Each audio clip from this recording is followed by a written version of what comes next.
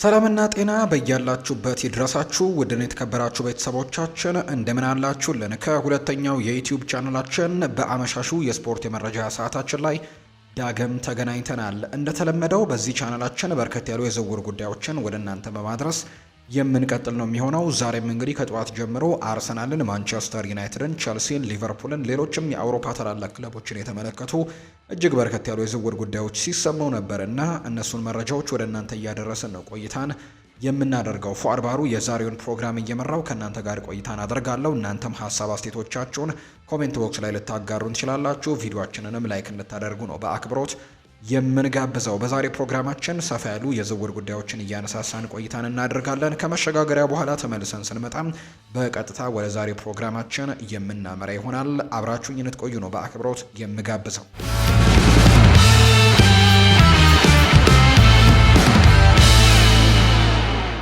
ማንቸስተር ዩናይትድ ቁልፍ የዝውውር ዋጋ ንግግሮችን ወይም ችግሮችን ለመፍታት 3 ነፃ ወኪሎችን ሊያስፈርሙ ፍላጎት አላቸው። ዩናይትዶች በክረምቱ የተጫዋቾች የዝውውር መስኮት እስከ 4 የሚደርሱ ተጫዋቾችን ለማስፈረም ቅድሚያ ሰጥተዋል። ማንቸስተር ዩናይትድ ባለፈው ሳምንት እንግዲህ የአውሮፓ ቻምፒየንስ ሊግ እንግዲህ ትኬትን የሚቆርጡበት የዩሮፓ ሊግ ዋንጫን ማጣታቸው ይታወሳልና ወደ አውሮፓ ቻምፒየንስ ሊግ መግባት የክለቡን ፋይናንሻል የሚያበረታታ ይሆናል ተብሎ ተጠብቆ ነበር። ነገር ግን ያ ነገር ሳይሳካላቸው ቀርተዋል። ዩናይትዶች የማጥቃት ኃይላቸውን ለማሻሻል ይፈልጋሉ። የማንቸስተር ኢቭኒንግ ኒውስ ዘገባ እንደሚያሳየው ከሆነ የወልቭሱን ማቲያስ ኩኛህን ለማስፈረም ቀርበዋል። የኢፕስዊች ታውኑን ሊያም ዴላፕንም ማስፈረም ይፈልጋሉ።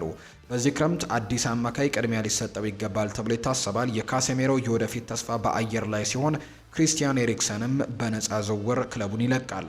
እናም አስቀድሞ ቅድሚያ የሚሰጠው ጉዳይ ባይሆንም ሩበን አሞሪም ግን በመሀል ተከላካይ ቦታ ላይም ፊርማዎችን ይፈልጋሉ። ሆኖም ግን የነፃ ወኪል ገበያው በዩናይትድ በዚህ ክረምት ቡድናቸውን ለማጠናከርም ሊጠቀሙበት የሚችል ነገር ነው። ሶስቱንም ቅድሚያ የሚሰጣቸው ቦታዎችን ለመፍታትም ጥራት ያላቸው አማራጮችን ይመለከታሉ። በፊት መስመር የሊሉን አጥቂ ጆናታን ዴቪድን በሚቀጥለው ወር ኮንትራቱ ሲጠናቀቅ የፈረንሳዩን ክለብ በነፃ ለመልቀቅም ማቀዱን በዚህ ሳምንት አረጋግጧል። በአንዳንድ የአውሮፓ ግዙፍ ክለቦችም ፍክክር በጣም ጠንካራ ይሆናል። የ25 ዓመቱ ተጫዋች በዚህ ውድድር ዘመን በሁሉም ውድድሮች 25 ጎሎችን ያስቆጠረ ሲሆን ይህም ደግሞ ዩናይትድ አሁን ካላቸው የአጥቂ አማራጮች ራስመስ ሆይሉንድና ጆሹዋ ዘርክዜ አብረው ካስቆጠሩት ያስቆጠረውም ብልጫ አለው። በመሃል ሜዳ አንሄል ጎሜዝ በፈረንሳዩ ክለብ ኮንትራቱ አልቆበታል። ዩናይትድን ከለቀቀም ከ5 ዓመታት በኋላ ዩናይትድ ግን ሊቀላቀል ይችላል። የ24 ዓመቱ ወጣት ሊልን የፈረንሳይ ሱፐር ካፕ እንዲያሸንፍ ረድቶታል። እንግሊዝ ከ21 ዓመት በታች ታዳጊዎችም የአውሮፓ ሻምፒዮናን እንዲያሸንፍም አድርጓል። በዋናው ቡድንም በዚህ ዓመት እንግዲህ ጨዋታ ማድረግ ችሏል። ጎሜዝ ወደ ኦልትራፎርድ ከመመለስ ጋርም ስሙ ተያይዞ ተገናኝቷል። ለአማካይ ክፍላቸውም አማራጮች ተጨማሪ ጥልቀትን ይሰጣል ተብሎ እንደሚታሰብ ነው መረጃዎቹ የሚያሳዩት። በተመሳሳይ በመሀል ተከላካይ ዩናይትድ 2 ጥራት አማራጮች ያሉት ጆናታን ታህ ባለፈው የውድድር ዘመን እንግዲህ የጀርመን ቡድኑ ያልተሸነፈበትን የቡንደስሊጋ ዓመት ሲያሳልፍ ቡድኑ ዋንጫ እንዲያሸንፍም ትልቁን አበርክቶት ያሳለፈው ተጫዋች ነው። ባለፈው ሳምንት ከሌቨርኩዘን ጋርም እንደሚለያይ ይፋ አድርጓል። የ29 ዓመቱ ተጫዋች በዩናይትድ ፍላጎት ላይ የነበረ ሲሆን ከባርሴሎና ጋርም ስሙ ተያይዟል። ነገር ግን ለባየር ሚኒክ የመፈረም እድሉ ሰፊ እንደሆነም በርካቶች ያነሳሉ። ሆኖም ግን የፒኤስቪ አይንድሆቨኑ ፈረንሳዊው ተከላካይ ኦሊቨር ቦስካግሊ አስደሳች አማራጭ ሆኖ ሊቀርብ ይችላል። የቀድሞው የፈረንሳይ ከ21 ዓመት በታች ኢንተርናሽናል ያለፉትን 6 ዓመታት በአይንድሆቨን ያሳለፈ ሲሆን በዚህ ሳምንት መጨረሻም ከክለቡ ጋር ሁለተኛ የኤርዲቪዜ ዋንጫውን ሊያነሳም ችሏል። ተከላካዩ ኮንትራቱ ሲያልቅም ይለቃል። ከሪያል ማድሪድ እንዲሁ ደግሞ ቦሩሲያ ዶርትመንድ፣ ሞናኮና ብራይተንን ፍላጎት እንደሳበ ነው ዘገባዎች የሚያሳዩት። የ27 ዓመቱ አስተማማኝ አማራጭም ሊሆን ይችላል ይላሉ በበርካታ መረጃዎች ላይ።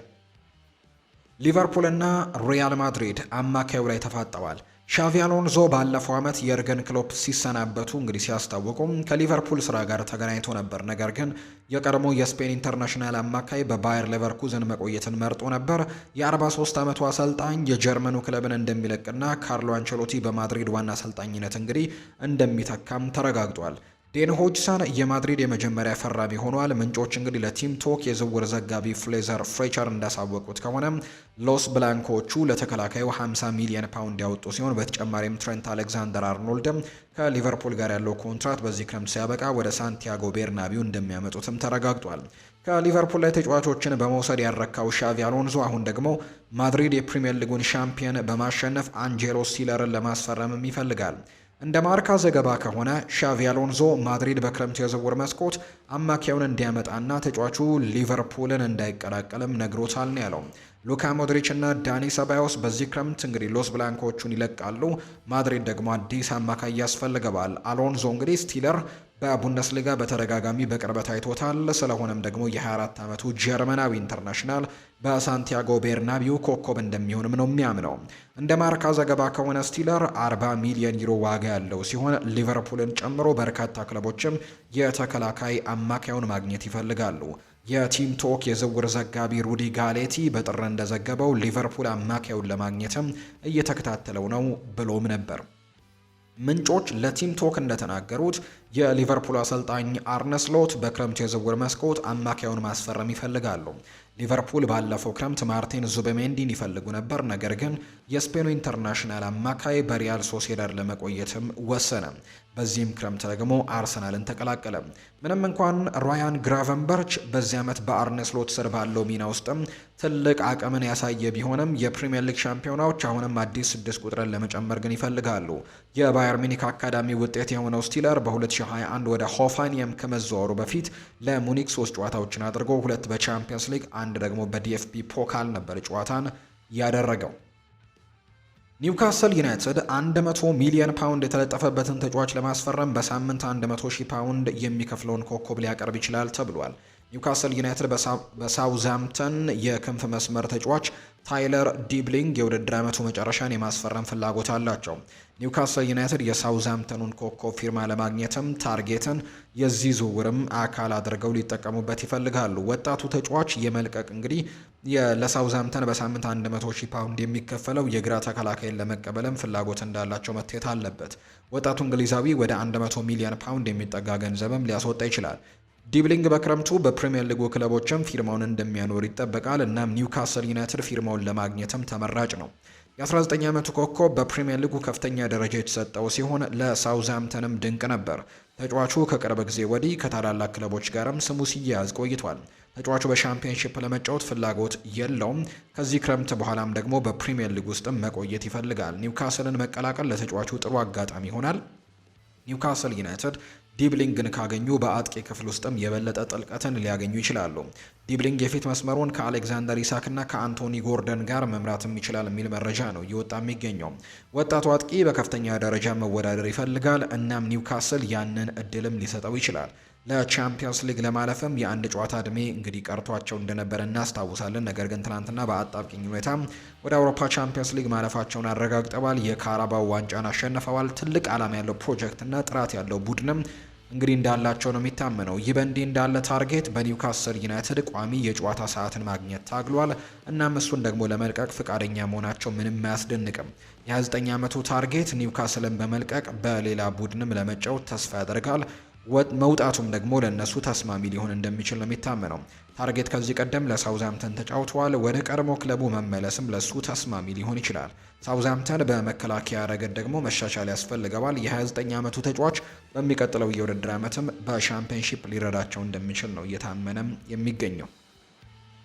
አርሰናል በ100 ሚሊዮን ዩሮ የተገመተውን ብራዚላዊ በማስፈረም ቁልፍ ድክመታቸውን ለማስተካከል ይፈልጋሉ። አርሰናል በውድድር ዓመቱ መጨረሻ ብራዚላዊውን አጥቂ ኢጎር ሄሱስን ከቦታፎግ ለማስፈረምም ፍላጎት አላቸው። ፌጂያስ እንደዘገበው ከሆነ አርሰናል የ24 ዓመቱን አጥቂ ለማስፈረም ይፈልጋሉ። ተጫዋቹ 100 ሚሊዮን ዩሮ የውል ማፍረሻ ያለው ሲሆን አርሰናሎች አጥቂውን በጥር ላይም ለማስፈረም ሙከራዎችን አድርገው ነበር። ነገር ግን የተጫዋቹ ዋጋ ችግር ሊሆን ይችላል። አርሰናል ለተጫዋቹ ይህን ያክል ገንዘብ መክፈልም አይፈልጉም ተብሎ ይታሰባል። ሄሱስ በደቡብ አሜሪካ አስደንቋል። ለአርሰናልም ጥራት ያለው ግዢ ሊሆን ይችላል። አጥቂው በከፍተኛ ደረጃ የተሰጠው ሲሆን በፕሪሚየር ሊግም ጥሩ ለመስራትም አካላዊና ቴክኒካል ባህሪያቶችም እንዳሉት ነው የሚታመነው። አርሰናል ጥራት ያለው አጥቂ እንደሚያስፈልገው ከማንም የተሰወረ አይደለም። ጋብሪኤል ሄሱስ እና ካይ ሃቨርትስ በተከታታይ ግቦችን ማስቆጠርም አልቻሉም። እናም ደግሞ አጥቂ ማስፈረም በዚህ ክረምትም ለአርሰናል ቅድሚያ ሊሰጠው ይገባል። ክሊኒካል ጨራሽ አጥቂም አለመኖሩ ዋና ዋንጫዎችን አሳጥቷቸዋል። እድሉ ከተገኘ ወደ አርሰናል የመቀላቀል ሀሳብ ኢጎር ሄሱስን ሊስብ ይችላል ተብሎ መገመቱ ተገቢ ነው። በእግር ኳስ ሕይወት ውስጥም ትልቅ እርምጃ ይሆናል። በእንግሊዝ ካሉ ከፍተኛ ደረጃ ተጫዋቾች ጋርም በአርሰናል መጫወት ይችላል። በፕሪሚየር ሊግ ውስጥም ያለው መደበኛ እግር ኳስንም የበለጠ እንዲሻሻል ሊረዳው ይችላል። ተጫዋቹ ወደ እግር ኳስ ሕይወቱ ከፍተኛ ዓመት እየገባ ነው። በቀጣይ ዓመትም በከፍተኛ ደረጃ መወዳደር ይፈልጋል። አርሰናል በዓለም ላይ ካሉ ትልልቅ ክለቦችም አንዱ ሲሆን ለትልልቅ ዋንጫዎችም እየተጫወተ ነው። ለ24 ዓመቱ አጥቂም ጥሩ እድል ሊሆንለት እንደሚችል ነው አሁን ላይ እየታመነ የሚገኘው። የ19 ዓመቱ ወጣት ተጫዋች ሊቨርፑልን እየተመለከተ ነው። ሊቨርፑል የናንተሱን ተከላካይ ናታን ዜዜን በውድድር ዘመኑ መጨረሻ ላይ ለማዛወር እየተከታተሉት ነው። የ19 ዓመቱ ወጣት በፈረንሳይ ቡድን ድንቅ ብቃቱን እያሳየ ሲሆን ሊቨርፑሎች እሱን እየተከታተሉት ነው። እንደ ቲቢአር ፉትቦል ዘገባ ከሆነ በኋላ መስመር ለማጠናከር የሚፈልጉት ቀያዮቹ ወጣቱን ተከላካይም ለማስፈረም እየተዘጋጁ ነው። በሚቀጥሉት ሳምንታት የፈረንሳዩን ተከላካይ ለማዘዋወር እንቅስቃሴዎችን እንደሚያደርጉም ይጠበቃል። በዓለም ላይ ካሉት ታላላቅ ክለቦች አንዱን የመቀላቀል እድሉ ለዜዜ በጣም አስደሳች ይሆናል። ተጫዋቹ እንደ አርሰናልና ቼልሲ ከመሳሰሉት ጋርም ስሙ ተገናኝቷል።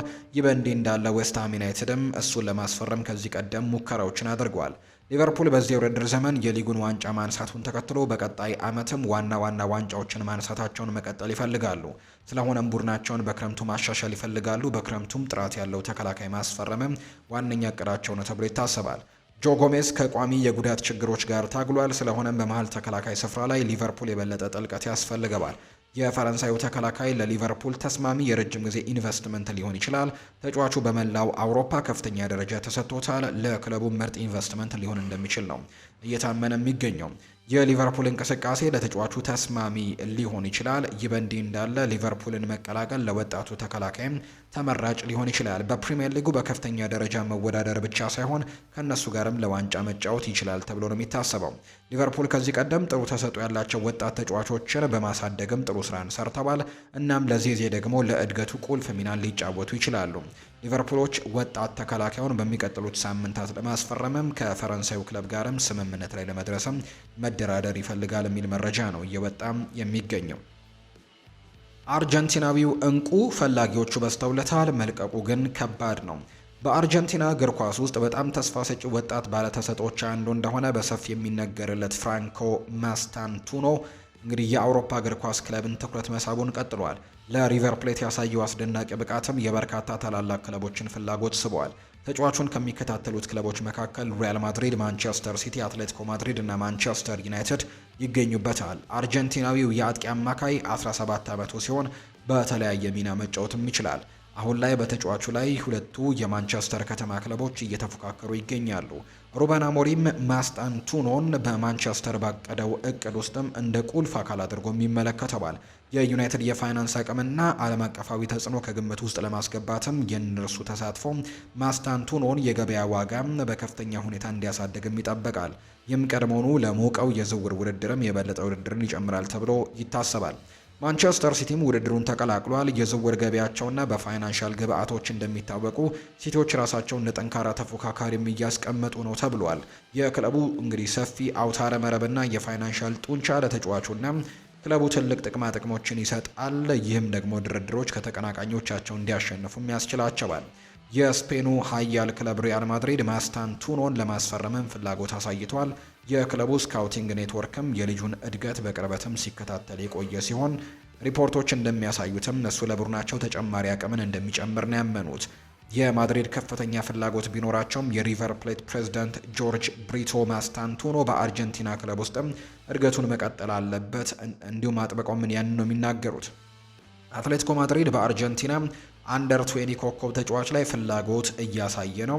ከስፔን የወጡ ዘገባዎች እንደሚያሳዩት አትሌቲኮ ማድሪድ አርጀንቲናዊውን እንዲሁ ወደ ስፔን ዋና ከተማ ለማምጣት ደግሞ 30 ሚሊዮን ዩሮ ዋጋ እያዘጋጁ ነው። ምንም እንኳን ጠንካራ የአውሮፓ ክለቦች ፍላጎት ቢኖርም ሪቨር ፕሌት ቢያንስ እስከ ቀጣይ የውድድር ዘመን ድረስም ጥር ድረስ ውድ ንብረታቸውን ለማቆየት ይፈልጋሉ። ማስታንቱኖ በአሁኑ ጊዜ የ45 ሚሊዮን ዩሮ የመልቀቂያ አንቀጽ አለው። ነገር ግን የሪቨር ፕሌት አስተዳደር በአውሮፓ ክለቦች ፍላጎት እየጨመረ በመምጣቱ ዋጋውን ከፍ ለማድረግም ፍላጎት እንዳላቸው ነው እየተገለጸ የሚገኘው። አርሰናል ለ25 ዓመቱ ተከላካይ ዋጋ አስቀምጠዋል። አርሰናል በውድድር ዓመቱ መጨረሻ ያኮብ ክቬርን ለመልቀቅ ተዘጋጅተዋል። የ25 ዓመቱ ተጫዋች በአርሰናል ቤትም በቋሚ የጨዋታ ሰዓት ለማግኘት ታግሏል። ከዚህ ቀደም ከመልቀቅ ጋር ስሙ ተያይዞ ነበር። ተከላካዩ በጥሬ ተጫዋቾች የዝውውር መስኮትም በበርካታ ክለቦች ፍላጎት ላይ ነበር። ነገር ግን አርሰናል በዛን ጊዜም እሱን ማቆየትን መርጧል። ከቱቶ አታላንታ በወጣ ዘገባ መሰረት ለፖላንዳዊው ተከላካይ 35 ሚሊዮን ዩሮ ዋጋን አስቀምጠዋል። እንደ አታላንታና ናፖሊ ያሉ ቡድኖችም የእሱን ፊርማ ለማግኘት ይፈልጋሉ። ተከላካዩ በትልቅ ደረጃም በመደበኛነት መጫወትን ይፈልጋል። ወደ ጣሊያን መመለስም ለሱ ተስማሚ ሊሆን ይችላል። ጃኮቭ ክቬር በሚቀጥለው የውድድር ዘመን ለአርሰናል መደበኛ ጀማሪ አይሆንም። በሰሜን ለንደኑ ክለብ ተጠባባቂ ወንበር ላይ መቀመጥ ለሱ ምንም አይነት ትርጉም አይሰጥም። ከተከላካይ እንግዲህ ጥራት ያለው ተጫዋች መሆኑ ምንም ጥርጥር የለውም። በዚህ ሲዝንም በአርሰናል ድንቅ ብቃቱን አሳይተዋል። የአርሰናሉ አሰልጣኝ ሚኬል አርቴታ በጋብሪኤል ሄሱስ ላይ በደረሰበት ጉዳት ወቅትም ጃኮቭ ክቬርን ጥሩ ግልጋሎትን ሲሰጥ አሞካሽተውት ነበር። ተጫዋቹ ከፊት ለፊቱ ብሩህ ተስፋ አለው። በጣሊያን ክለቦች ውስጥ መደበኛ እግር ኳስን መጫወት ከጀመረ ምርጡን ሊያመጣም ይችላል። አታላንታና ናፖሊ የተከላካይ መስመራቸውን ለማጠናከርም ስለሚፈልጉ ሊጠቀሙበትም ይችላሉ። የፖላንድ ዓለም አቀፍም በእርግጠኝነት እንዲሻሻልም ይረዳቸዋል። ክለቦቹ ለሱ የተጠየቀውን ዋጋ ለመክፈል ዝግጁ መሆን አለመሆናቸው ወደፊት የሚታይ ይሆናል። 35 ሚሊዮን ዩሮ ለሁለቱም ክለቦች እንግዲህ ውድ ግዢ ላይሆን ይችላል። አርሰናል ለዝውውሩ ሁኔታ ለማመቻቸት በሚቀጥሉት ሳምንታት ዋጋውን ዝቅ ለማድረግ ፍቃደኛ ከሆኑ ክለቦቹ እንቅስቃሴ ሊጀምሩ እንደሚችሉ ነው ዘገባዎች እያሰፈሩም የሚገኙት። ተጫዋቹ የክረምትን የዝውውር መስኮት በተመለከተ ሀሳቡን ሰጥቷል። ቸልሲዎች ደግሞ 70 ሚሊዮን ዩሮ ዋጋ እያዘጋጁ ነው። የክሪስታል ፓላሱ የአጥቂ አማካይ የሆነው ኤብሬቼ ኢዜ በውድድር ዓመቱ መጨረሻ ከክለቡ ሊለቅ እንደሚችል ተነግሯል። የ26 ዓመቱ ተጫዋች አዲስ ፈተናን እየፈለገ ነው። ኤብሬቼ ኢዜ በክረምቱ ትልቅ ክለብን ለመቀላቀልም ተስፋ አድርጓል። ቸልሲዎች የእሱን ፊርማ ለማግኘትም ፍላጎት እንዳላቸው ነው የሚነገረው። ከፌጂያስ የተገኘው ዘገባ ቸልሲ ስምምነቱን ለመጨረስም 70 ሚሊዮን ዩሮ የሚጠጋ ዋጋ እያዘጋጁ እንደሆነ ተገልጿል። የ26 ዓመቱ ተጫዋች በዚህ የውድድር ዘመን በክሪስታል ፓላስ ድንቅ ብቃትን ያሳየ ሲሆን በቅርቡ ደግሞ በማንቸስተር ሲቲ የኤፍኤ ካፕ ዋንጫ የፍጻሜ ጨዋታን የማሸነፊያ ጎልም እንዲሁ አስቆጥሯል። በታሪክም የመጀመሪያውን ትልቅ ዋንጫ ከክሪስታል ፓላሶች ጋርም እንዲያሸንፉ ኤብሬቼ ኢዜ ዋነኛው ሰው ነበር። ኤብሬቼ ኢዜ በፕሪሚየር ሊጉም ድንቅ ብቃትን አሳይቷል። እሱን ማጣት ለክለቡ ከባድ ነው። ነገር ግን እንደሱ ያለ ትልቅ ተጫዋች ደግሞ በከፍተኛ ደረጃ መወዳደር እንደሚፈልግ ሙሉ በሙሉ ግልጽ ነው። በክረምትም ወደ ቼልሲ የመቀላቀል እድሉ ለተጫዋቹ በጣም አስደሳች ይሆናል። ቼልሲዎች ለቻምፒየንስ ሊግ ለማለፍ እንግዲህ መቻላቸው ትናንትና ይታወሳል። ይህ በእንዲህ እንዳለ ሰሜዎቹ ከማንቸስተር ሲቲም ፉክክር ይጠብቃቸዋል። የፕሪሚየር ሊጉ ግዙፍ ክለብ ስምምነቱን ለመጨረስም የሚያስችል ፋይናንሻል አቅም ያለው ሲሆን በፊርማውም ቼልሲ ማሸነፍ ይችሉ እንደሆነ ወደፊት የሚታይ ጉዳይ ነው። ኤብሬቼ ኢዜ በዘንድሮው የውድድር ዘመን 13 ጎሎችንና 11 ለጎል የሆኑ ኳሶችን አመቻችቶ አቀብለዋል። በ10 ቁጥር ሚናም ሆነ በመስመር አጥቂነት ቦታ መጫወት የሚችል ተጫዋች ነው። ሁለገብነቱና ቴክኒካል ብቃቱ ደግሞ ለቼልሲ ወይም ለማንቸስተር ሲቲ በጣም ጠቃሚ አማራጭ ሊሆን እንደሚችል ነው በርካቶች እየገመቱ የሚገኙት። ማንቸስተር ዩናይትድ የፈረንሳዩን ኮከብ ይፈልጋሉ። የኤሲ ሚላኑ የመስመር ተከላካይ የሆነው ቲዮ ሄርናንዴስ በውድድር ዓመቱ መጨረሻ ከክለቡ ሊለቅ እንደሚችል እየተነገረ ሲሆን ማንቸስተር ዩናይትድም እሱን ለማስፈረም ፍላጎት አሳይተዋል። እንደ ቲኤምደብሊው ዘገባ ከሆነ ቼልሲዎች በውድድር ውስጥም ይገኛሉ። ነገር ግን ማንቸስተር ዩናይትድ ተጫዋቹን የማዘዋወር እድላቸው ሰፊ ነው። ሪፖርቱ እንደሚለው ከሆነ የፈረንሳዩ ተከላካይን በተመለከተ አንድ ሪፖርት እንደሚለው ተጫዋቹ ከፕሪሚየር ሊግ ክለቦች በተለይም ከማንቸስተር ዩናይትድ ጋር ግንኙነት አለው ብሏል። ተጫዋቹ ከማንቸስተር ሲቲ ጋርም ስሙ ሲያያዝ እንደነበረ የምናስታውሰው ነው። ሚላን ለተከላካዩ 40 ሚሊዮን ዩሮ የጠየቀ ሲሆን ማንቸስተር ዩናይትዶች ስምምነቱን ለመጨረስም የሚያስችል የገንዘብ አቅም አላቸው። በዚህ ቦታ ላይ የበለጠ ጥልቀትን ለመጨመር ይፈልጋሉ። የ27 ዓመቱ ፊርማም ለዩናይትድ ጥራት ያለው ግዢ ይሆናል። በከፍተኛ ደረጃ ለመወዳደር ችሎታና ልምድ ያለው ለማንቸስተር ዩናይትድም በጣም ጠቃሚ ግዢ ሊሆን ይችላል። ቲዮ ሄርናንዴዝ በብቃቱ ጫፍ ላይ ነው። በፕሪሚየር ሊግ ውስጥም ለመጫወት ይፈልጋል። ተጫዋቹ በዚህ ክረምትም በሳዑዲ አረቢያ ክለቦች ፍላጎት ላይም እንደሚገኝ ተነግሯል። ነገር ግን አሁን ላይ ከአውሮፓ የመውጣት ፍላጎት የለውም። ማንቸስተር ዩናይትዶችም ተጫዋቹን ለማስፈረም ይፋዊ ጥያቄን በማቅረብም ፍላጎታቸውን በማሳወቅም ይፈልጋሉ። ቲዮ ሄርናንዴዝ ጥራት ያለው ተጫዋች ስለመሆኑ ምንም ጥርጥር የለውም። እንደሱ ያሉ ተጫዋቾችን ለማግኘት አስቸጋሪ ቢሆንም ማንቸስተር ዩናይትድ እድሉን ተጠቅሞ ፈረንሳዊውን ኢንተርናሽናል በክረምቱ ማስፈረም ይፈልጋሉ። ቲዮ ሄርናንዴዝ በሚቀጥለው ዓመትም ከኋላ መስመር ለማጠናከርና ለዋንጫ እንዲጫወቱም ይረዳቸዋል ተብሎ ነው አሁን ላይ የሚጠበቀው። አርሰናል በዚህ ክረምት የመስመር አጥቂውን ለማስፈረም ከመጋረጃ ጀርባ እየሰራ ነው። የኤሲ ሚላኑ አጥቂ ራፋኤል ሊያው በውድድር ዓመቱ መጨረሻ ከክለቡ ሊለቅ እንደሚችል እየተነገረ ሲሆን አርሰናልም እሱን እየተከታተለ ነው ሲል ሚኪ ብራውን ተናግሯል። አርሰናሎች የአጥቂ ክፍላቸውን ለማሻሻል እየፈለጉ ነው። እናም ፖርቱጋላዊውን የግራ መስመር አጥቂ ለማስፈረምም ይፈልጋሉ። የ25 ዓመቱ ተጫዋች ለጣሊያን ቡድን ጥሩን ሰርቷል። በዚህ የውድድር ዘመንም 12 ግቦችን አስቆጥሯል። ተጫዋቹ 13 አሲስቶችንም አድርጓል።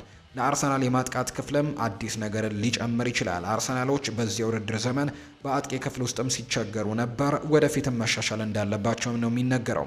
እንደ ራፋኤል ሊያው ያለ ተለዋዋጭ አጥቂ ማስፈረም ጥሩ ውሳኔ ሊሆን ይችላል። ፖርቱጋላዊው ከፊት በሶስቱ ሚናዎችን መጫወት ይችላል። ተጫዋቹ በሌላኛው የለንደን ክለብ ቼልሲም ፍላጎት ላይ አለ። አርሰናል በቡካዮ ሳካ ላይም ከመጠን በላይ ጥገኛ ሆነዋል። ጋብሪኤል ማርቲኔሊ በዚህ የውድድር ዘመን ብዙ ተቸግሯል እና ሚኪ ብራውን ለቦታዎችም ለመወዳደር አርሰናል እንደ ቡድን እንዲሻሻልም እንደሚረዳው ነው የሚያምነው።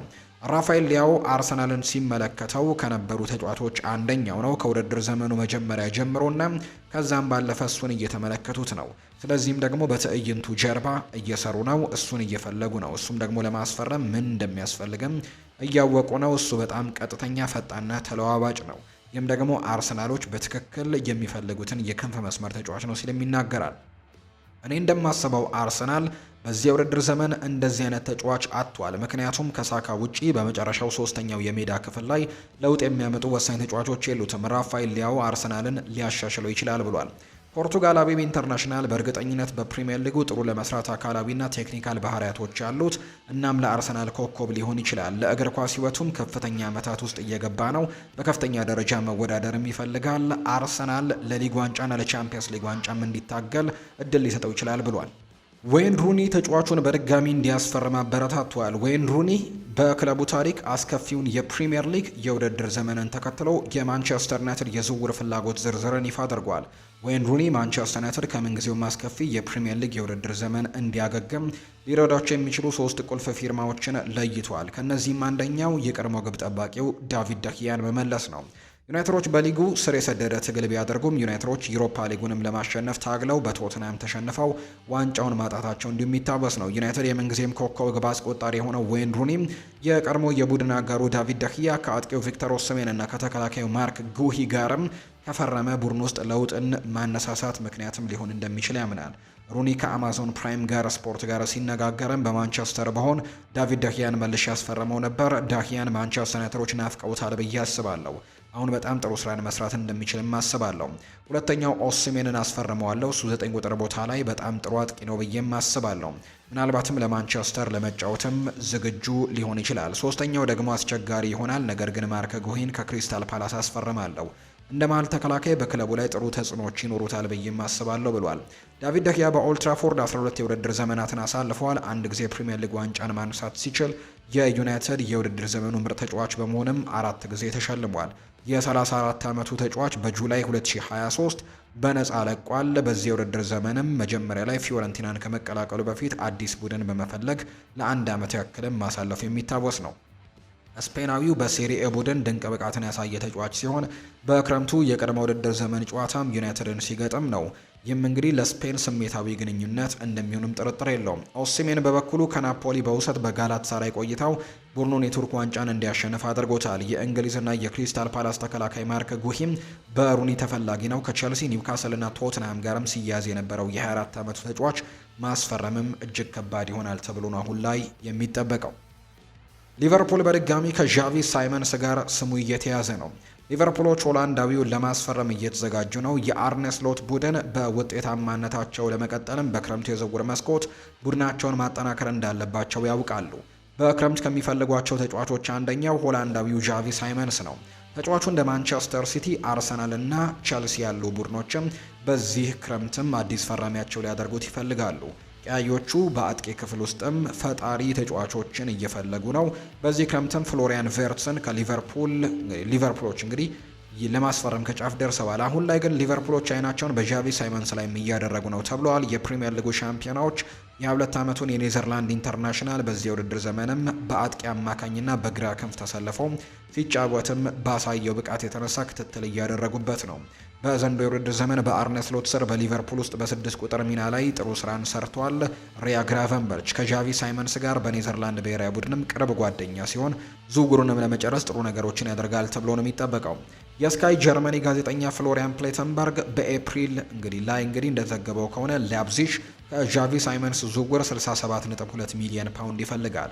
ዣቪ ሳይመንስ በጥር 2025 ከፓሪስ ሰን ዠርሜን የውሰት ውሉን በቋሚነት ካደረገ በኋላ እስከ 2027 ክረምት ድረስም በአረቢ ለብዚሽ ኮንትራት እንዳለው ይታወቃል። የ22 ዓመቱ ኔዘርላንዳዊ ኢንተርናሽናል አጥቂ በዚህ ሲዝን 11 ጎሎችን አስቆጥሮ 8 ደግሞ ለጎል የሆኑ ኳሶችን አመቻችቶ አቀብሏል። በሚያዝያ ወር ላይም ዣቪ ሳይመንስ በውድድር ዘመኑ መጨረሻ ላይ ላይፕዚግን ሊለቅ እንደሚችል ፍንጭ ሰጥቶ እንደነበር የምናስታውሰው ነው። የተወደዳችሁና የተከበራችሁ ቤተሰቦቻችን በሁለተኛው የዩቲዩብ ቻናላችን አዲስ ስፖርት ልዩ የተለያዩ ስፖርታዊ ጉዳዮችን ያካፈልንበት የምሽቱ ፕሮግራማችን ይህንን ይመስል ነበር። ስላደመጣችሁን ቆይታችሁን ከኛ ጋርም ስላደረጋችሁ እጅግ ከልብ አድርገን እናመሰግናለን። ፉአድ ባህሩ የዛሬውን የአመሻሹን ፕሮግራም እየመራው ከእናንተ ጋር ቆይታን አድርግ ያለው። በቀጣይ ፕሮግራሞቻችን ሌሎች ርዕሰ ጉዳዮችን ዳግም ይዘን የምንገናኝ ይሆናል። ስላደመጣችሁኝ ግን እጅጉን ከልብ አድርጌ ነው የማመሰግነው። መልካም ጊዜ መልካም ቆይታም እንዲሆንላችሁ ነው በአክብሮት የምመኘው። መልካም ምሽት እንዲሆንላችሁ በአክብሮት ተመኘው።